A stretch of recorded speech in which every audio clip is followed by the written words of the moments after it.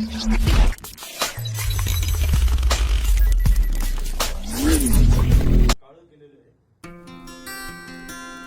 जिल्हाधिकारी कार्यालय नांदेडमध्ये महाराष्ट्र नवनिर्माण सेना या संघटनेच्या अंतर्गत जिल्हाधिकारी कार्यालय अवैध रेती वाहतूक आणि शहरामध्ये होत असलेल्या पाणीटंचाईच्या अनुषंगाने याकरिता निवेदन देण्यात आलं।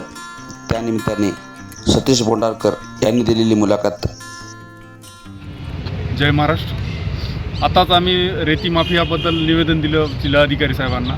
शहरामध्ये आपण पाहतो शहरालगत कंटिन्युअसली सारखेच ॲक्सिडेंट वाढत आहेत, ॲक्सिडेंट करतायत हायवा। हे हायवा रेती माफिया यांनी फार उपद्रव माजवलेला आहे शहरामध्ये। प्रशासनानं यावर जर तात्काळ कार्यवाही नाही केली तर आम्हाला खळखट्याक आंदोलन करावं लागेल मनसेतर्फे। जय महाराष्ट्र।